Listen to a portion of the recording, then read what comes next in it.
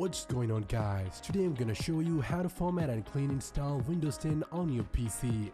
This will work for most of the Windows OSs, newer or older. So if you are planning to install or reinstall any Windows operating system such as Windows XP 7, 8, 8.1 and 10, you can use this video as a guide. And only follow the instruction, visual or verbal, on this video at your own risk. You will not be held responsible for any loss or damage. So let's begin. Step number 1. Download Windows 10. In this step, we're going to show you how to download the official Windows 10 ISO file to your PC for us to later burn it to a DVD or make a USB DVD with it.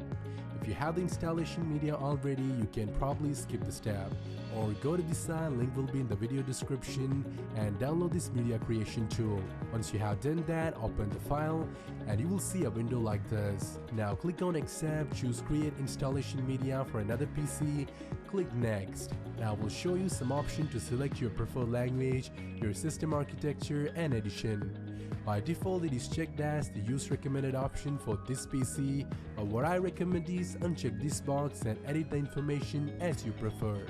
Because if you are planning to install the Windows on another PC, the audio suggestion may not helpful to you because it is only auto-detecting the particular machine that you run the tool on to give you that recommendation. So if the destination PC specification are different from this PC specification, you can't get the right version. So let's choose a language, edition of Windows 10, and finally the system architecture. If you are not sure whether your system is a 32-bit or 64-bit based architecture, you can always check that by right-clicking on My Computer or This PC on the particular computer. Now choose Properties from the right-click menu, and there you will find your system architecture.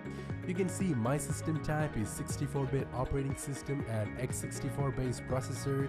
If yours is the 32-bit based one, you will see 32-bit based operating system and x86 based processor.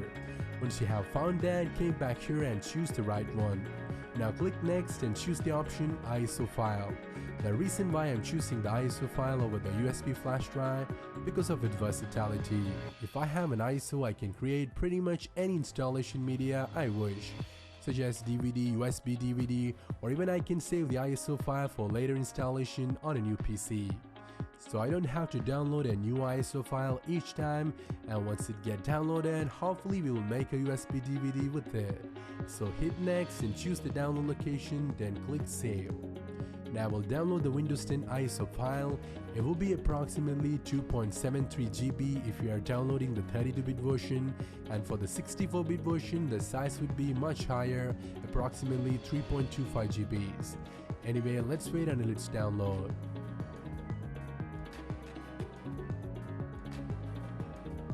As you can see, at last it's finished the download. With a 4 Mbps connection, it took me about nearly 2 hours. So I suggest you to come back with yours to get a download time estimate if you're interested. Now we are moving to the next phase. Step number 2. Create installation media. As I mentioned earlier, with this Windows 10 ISO file, you can make several types of installation media which all contain the exact same copy of Windows. But we are not going to burn this ISO file to a DVD because not every computer has one these days. But we are going to make a USB DVD, meaning a flash drive that contain a bootable Windows 10 setup. Because most of the computers have nowadays come with a USB port, so I think it would be the right choice for the time. On the other hand, burning CDs are hard, time-consuming, costly compared to making a simple USB DVD with your flash drive.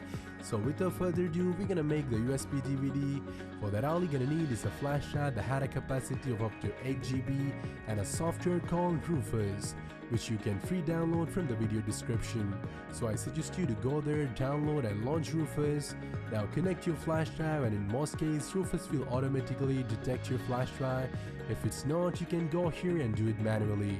Now I suggest you to do not mess up with any of these settings, but you have to do a little something, which is making sure you have selected the right file system type, NTFS. Now go down here and click on this image selection icon. Now browse and locate the Windows 10 ISO file that we have just downloaded. Now click open, then click start. Now we'll ask you something like continuing with this operation will erase the data in your flash drive. Hope you backed up the important file from your flash drive if any. So let's click OK and we'll start the process. It may take a while, so let's give it some time. And yes, it just finished the process. Now your flash drive is becoming a USB DVD. So let's install the OS on as much as PCs as you want. So plug it into the computer that you want to install the Windows on and restart or turn off the computer. Now you can see my PCs completely went off. So let's begin the next phase. Step number 3. Choose the boot device in BIOS. So as soon as it powered on again or restarted, when you see your motherboard logo or brand logo, hit the BIOS key on your keyboard. Let me freeze it for a second. For some PCs the BIOS key would be F12, for some it's still 8, and for me it's F2.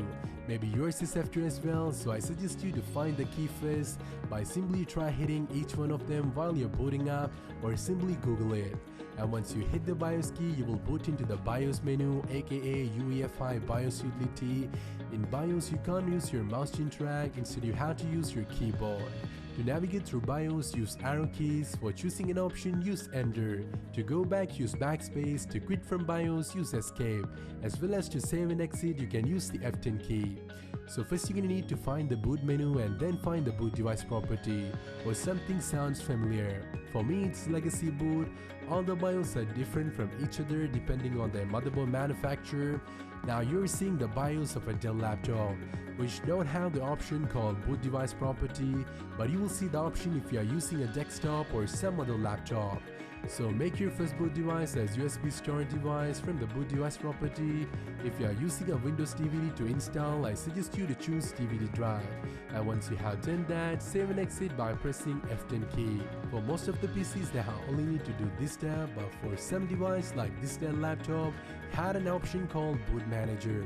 So we can hit F12 to get to the boot manager from the boot up screen. If you have the boot device property in your BIOS, you can skip this one. Now simply choose USB storage device and it will ask you to press any key to boot from USB.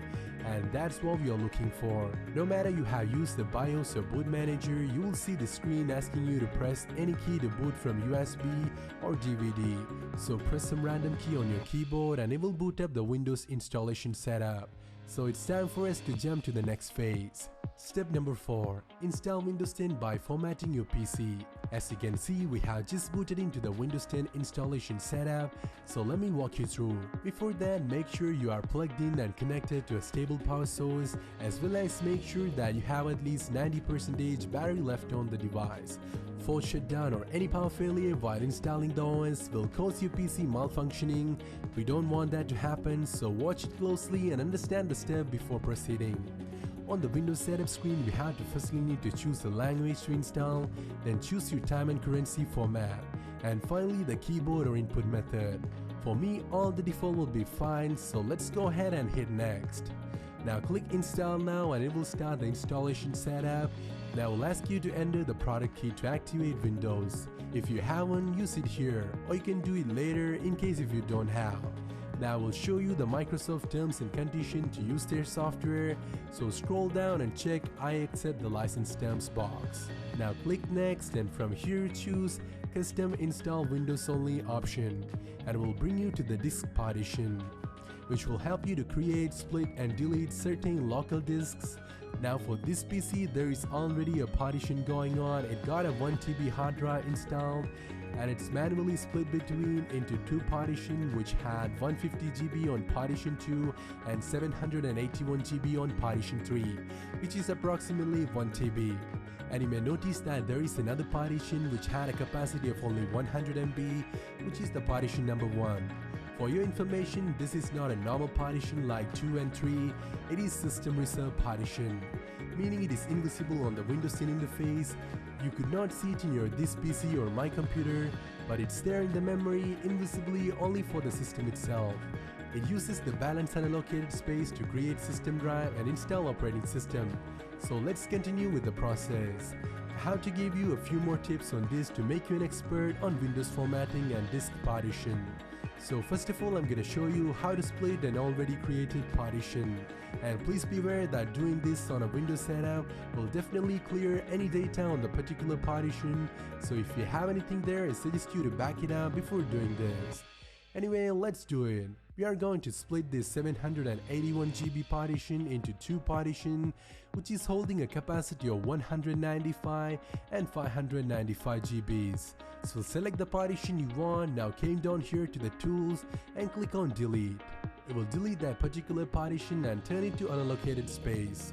So you have to click on the unallocated space, which is the same 781 GB, and click on new from here. Now edit the disk size for your new partition, which we prefer to do as 195 GBs for one. The size showed here is in MB, so the 799,999 MB is equal to 791 GB. So we need a 195 GB, so I'm gonna type in 200,000.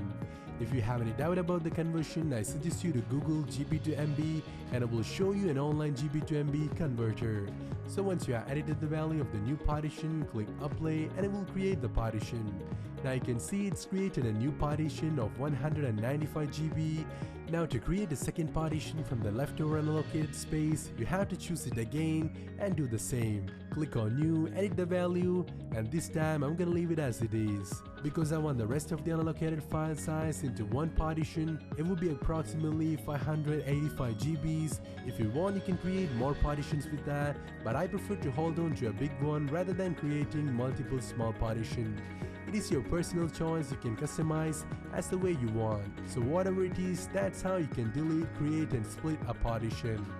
Now we're gonna quickly delete a partition including the system reserve one to recreate it, because this old system reserve partition was created for Windows 7, which only needs 100 MB.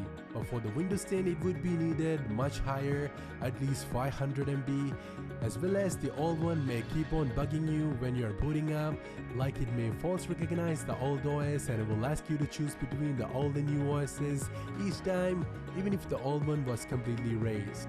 So delete the system reserve partition with some other main partition and create a new partition with the unallocated space, which will automatically create the new system reserve partition, and hope that makes sense.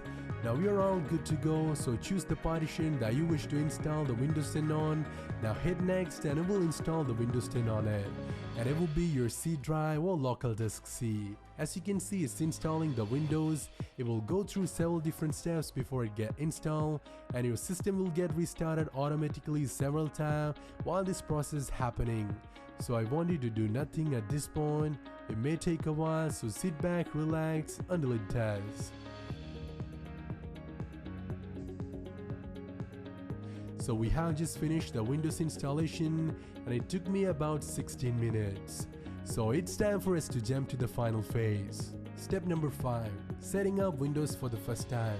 As you can see, we have just finished installing the Windows 10 on this PC, and now let's set it up for the first time. It is asking you to enter your product key for the particular edition. If you have one, enter it here. Or you can enter it later by buying one online, and you can activate it once we set up everything. So let's do it later. Now we will get to this window, which allows you to edit the settings for your Windows. Like you can enable or disable things like speech, typing, inking, location and so on. You can either choose the customize settings option to edit the settings by yourself, or use the recommended settings by choosing use express settings option. Now after a few seconds it will ask you to create a username for your PC, and if you want you can type in a password as well to protect your PC. Enter a password, type it again, and type a password hint if you want, click next, and that's it. Now after a few minutes of loading screen and some welcome messages, it will start your Windows desktop.